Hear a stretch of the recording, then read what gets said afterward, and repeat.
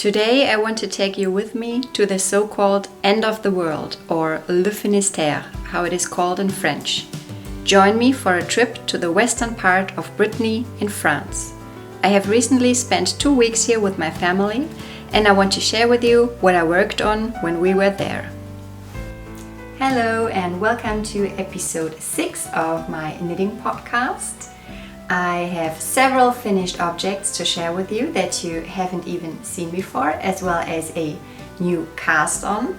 I recently was on vacation for 2 weeks in Brittany in France with my family, and I want to share some footage with you as well as talk about what I worked on when we were there. Let's get started with finished objects. While we were in France, I casted on a number of new projects, and I was also able to finish some of them, and quite unexpectedly the knitting theme for the vacation seemed to be hand accessories, so mittens and mitts, which I didn't really plan to do, but yeah, oh well, this is how it sometimes turns out. We will start with the first project that I made, and this is it here. It is called Handed Yes, Fingered No, Mitts That Fit by, let me check, Ellen M. Silva. It is a very cute and free knitting pattern for these fingerless mitts, and those knit up really in no time. What I did here is that I used this beautiful bright yellow colorway, which is Mondim by Retrosaria Rosa Pomar, so they're a popular sock yarn base, and we purchased this yarn when we were on another vacation in April where we visited Lisbon, Portugal. And we had the chance to go to Retrosaria Rosa Pomar then, and my younger daughter picked out this colorway, so I decided to make a pair of mitts for her because she really likes to wear those. And of course, since I have 2 children, my other daughter wanted a pair of mitts as well, so I made a second pair. This is again the same pattern, and this is also Mondim by Retrosaria Rosa Pomar, but it is in a different colorway. Let me check the colorway names. So this is 214, and the bright yellow is called A579. I'm also going to put all the links in the description box below in case you want to check them out and have a look for yourself. In order to make these mitts quite warm, I decided to hold the yarn double. And let me check, I used a 3mm needle, which corresponds to a US 2.5. Overall, like I said, you can knit those up very, very quickly. I think you can finish at least 1 mitt in a day.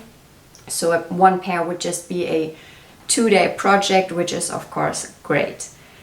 The weather is already way too warm here to wear the mitts. That's why I decided to make them just a little bit bigger so my girls can wear them in the upcoming fall and winter season. And they are already looking very much forward to that.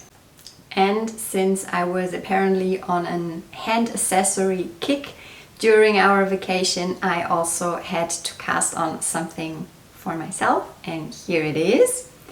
Let me see if I can put it on and show you.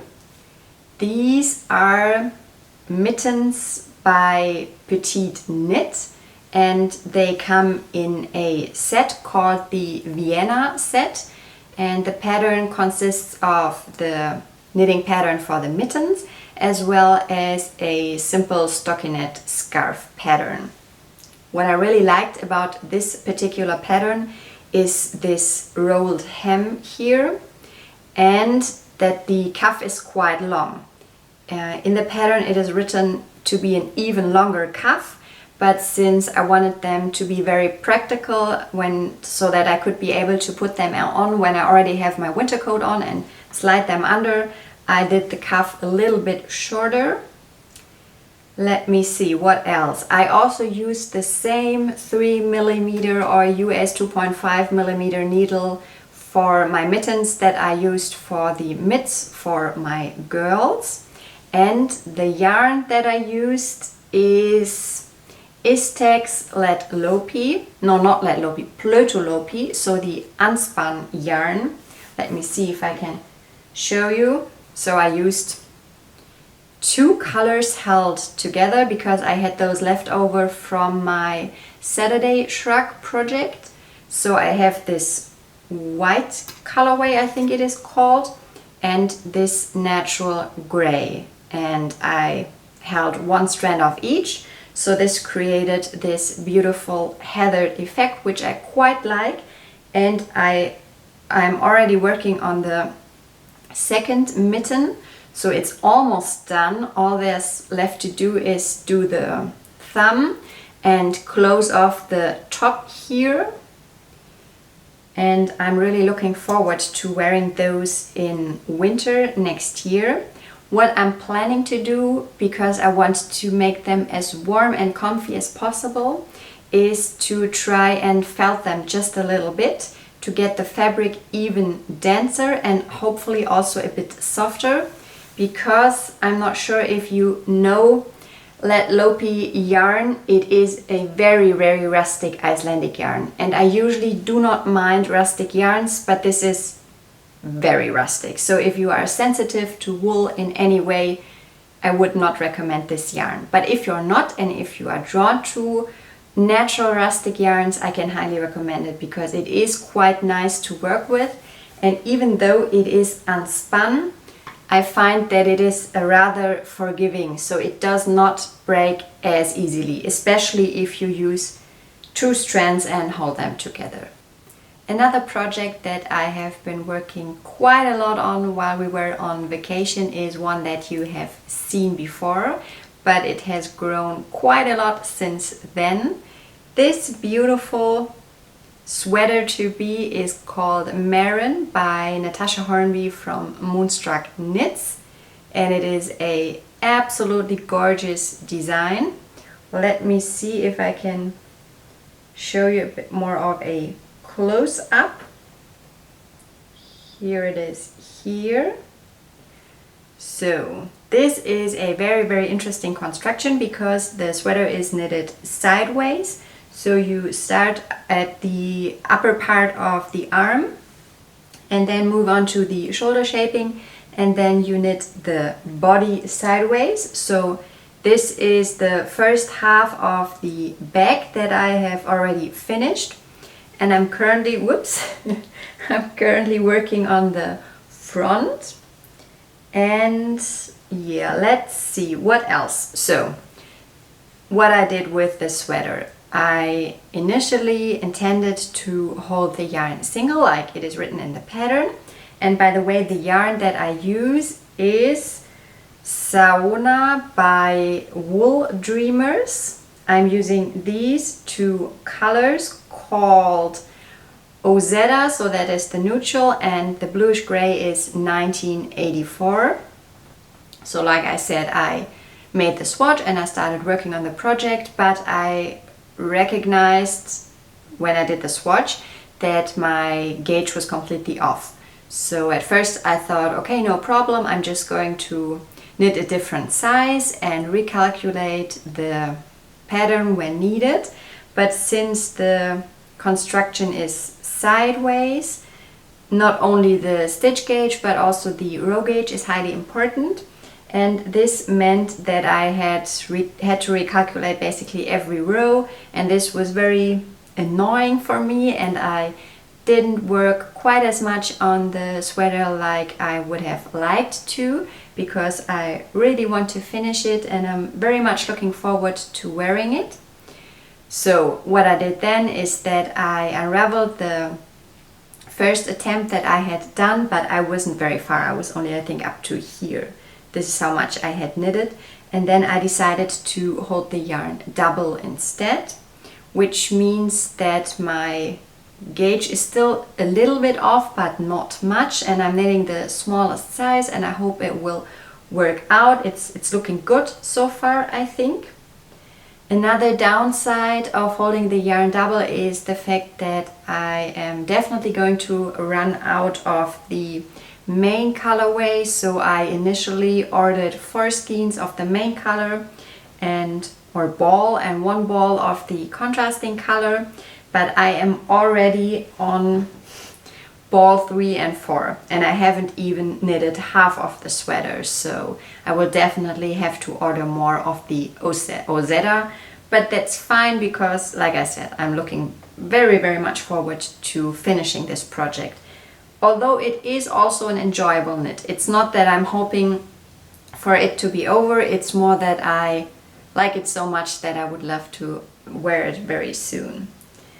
The needle size I use is a US 3.5, which corresponds to a, did I say US? I'm using a 3.5 millimeter needle, which corresponds to a US 4.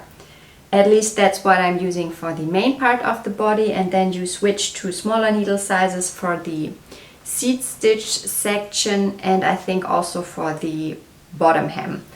I'll see when I get there. But overall, a very nice, enjoyable project and a very beautiful design that I can highly recommend. There is one more work in progress that you have seen before, and it is my Kura Socks. This is a free pattern, or more of a recipe, by Miss Evil Knits, which comes in a video tutorial form, so there is no written pattern for it. And the video tutorials, or the sock recipe, is made especially for using unspun yarn. And this was not only my first time knitting socks with unspun yarn, it is also my first time knitting socks with knitting socks from the toe up instead from the cuff down, what I usually do.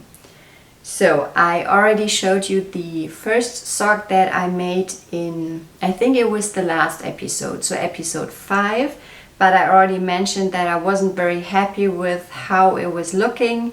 It was a bit wonky, especially at the part where I cast it on, and also at the heel flap, and of course those are exactly the spots that are prone to getting holes.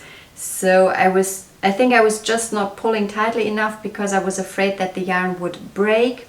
So what I did then is that I completely unraveled the first sock, and these are the remains of the first sock, and I completed the second sock, and now I'm going to re-knit the first sock, but I'm going to make sure to pull a bit more tightly, because I actually find that once you have knitted with unspun yarn a couple of times, it gets easier and easier, and you just get more of a feeling of how tightly you can pull before the yarn breaks. So I think now it is looking quite good regarding the tightness of the stitches, and I'm quite happy with it. The yarn that I use is Knitted in yarn by the Swedish company Honor och Air, and I had ordered I think they call it something like a surprise bag or something. I couldn't find it on the website when I was looking for it, but what it basically is that you order 200 grams of yarn at a bit of a reduced price, but you do not know what you get. So it could be any colorway. And I got very lucky, and I got pretty much all of the colorways from the May collection, and I ordered it in March, so the May collection had not been released yet, and this was very nice for me to see. I especially fell in love with this neutral colorway, which is called Teppa, I think, and it means, I think, something like garden path, or something like that in English. And it is such a beautiful neutral, which I think you cannot really tell if you just see a picture. I hope the camera is going to pick it up. Let's see, not sure. So it is a cream, looks to me like a cream base with some light green and soft pink speckles. It's very pretty. And what I did here is, like I said, I used the Nutiden yarn and held it together with one strand of, again, the cream or white Plötulopi yarn from Istex to mull the colorways, the different Nutiden colors together, and also to give it a bit more structure, because the Plötulopi is a bit more sturdy than the Nutiden and does not break as easily, and this worked out very well. So I'm very happy with this and the effect that it gives. It's almost watercolory looking, and I'm very much looking forward to casting on and finishing the second or third sock so that I can wear these cozy socks. Did I say what needle size I use? I am using again a 3mm needle, which is a US 2.5, and I cast it on 44 stitches. So this is working out quite well. I have one long-term project that I started working on again while we were on vacation. You can see it behind me on the couch, and this is my Battenberg Blanket by Sandra Paul from the blog Cherry Heart. This is a crochet blanket and it is actually available for free.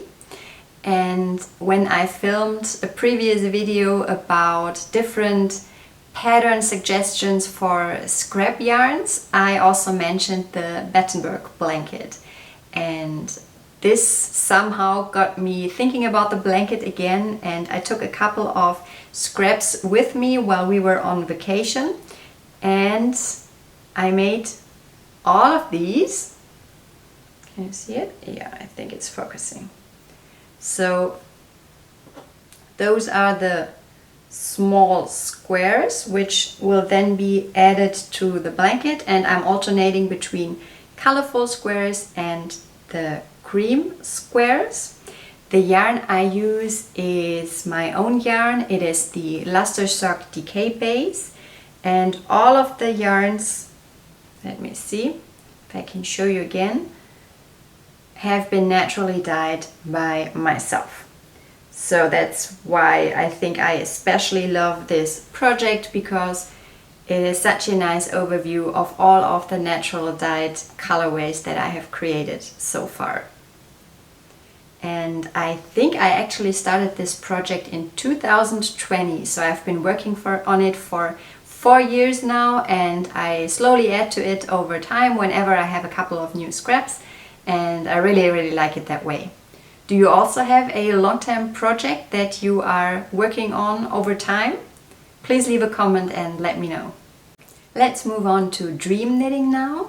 While we were in Brittany, there was a very beautiful dress knitting pattern published called the Hilja Dress by Ronja Hakaleto. I had admired this dress when she was knitting it and looking for testers already over on Instagram before, and when she released it I had to purchase it immediately. I do not have any yarn for it right now and I'm still undecided, but I will for sure cast this dress on very soon because I think it is such a beautiful and unique pattern. It basically reminds me of one of the linen dresses that I have and that I really like to wear. It has a very similar vibe to it, and yeah, I'm very much looking forward to making this project. If you have any ideas for a yarn that I could use, especially a summer yarn so that I could wear it during the warmer months of the year, please leave a comment and let me know. A project that I am going to cast on very soon as my yarn order arrives, is this cute baby bear bonnet by Knitting for Olive. I am going to be an aunt once again in July because my brother and his wife are having another baby, and I'm going to make this super cute bonnet for the baby. And there is a similar pattern called the Baby Bear Balaclava, and I am going to cast this on as well because the baby is not the first child of my brother and his wife, but the second child. They already have a 3-year-old girl, so my niece, and I'm going to make this baby bear balaclava for her. The yarn I have ordered is knitting for olive. I am going to hold one strand of the merino together with one strand of the compatible cashmere, and I've ordered a dark gray.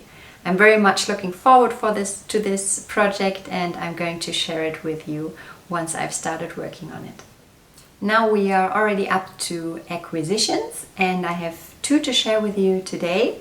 While we were in Brittany, we also took the opportunity to take the ferry on a around 1.5 hour ride to go to an island called Ouessant. Not sure if you have heard about it, but there is a rare sheep breed that is originally from this island called the Ouessant sheep. I'm going to insert a couple of pictures for you. And of course I was looking forward to seeing these sheep there, and I was actually imagining flocks of sheep wandering all around the island, but this wasn't the case at all. It was almost a bit difficult to find the sheep, and there weren't huge flocks, but just like 3 or 4 sheep on different meadows grouped together. And of course I was hoping to buy some yarn there because I was interested in seeing how it knits up, but this proved to be rather difficult as well.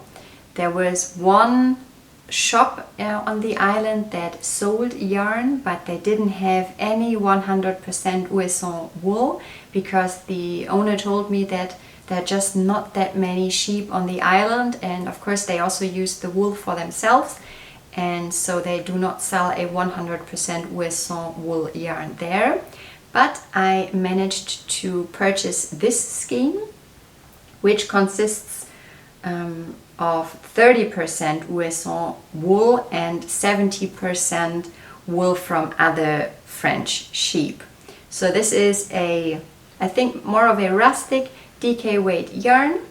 We'll see what I'm going to make with it. I am thinking about a hat for my husband, we'll see. And I also, of course, since I am a new spinner, I also was very happy to get some Ouessant fiber. So this is 100% Ouessant now. And as you can see, the Ouessant sheep come in a brown and a white or cream version. I have not tried spinning with this yet, and it's just a tiny amount to try it out, but yeah, this will be very interesting for sure. Another interesting fact that I wanted to mention is that the Ouessant sheep are apparently the smallest natural occurring sheep breed in the world, and this is due to the fact that this island sits in the middle of the Atlantic Ocean, and due to the harsh weather conditions, the sheep are simply not as big. I thought this was very interesting and wanted to mention it to you. And I'm also going to put up a link in the description box about the Ouessant sheep in case you are looking for some additional information. And now on to the last segment, which is spinning.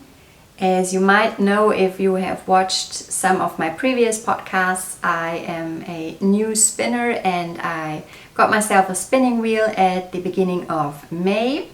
Now, since we were on vacation, I did not take the spinning wheel with me, and this is why I do not have a lot of new yarns to show you.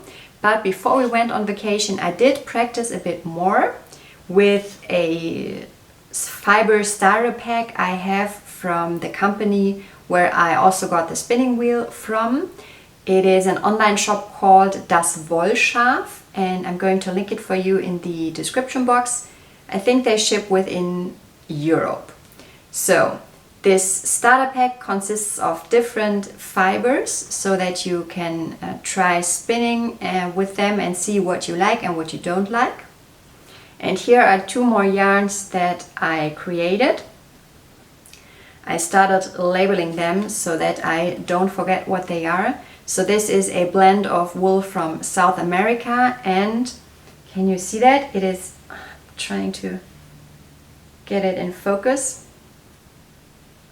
It is very nice and bouncy. I spun this up as a 2-ply, and I also have this German merino wool or yarn now, and this is a 3-ply. I actually did my very first chain plying with this, and it was very interesting.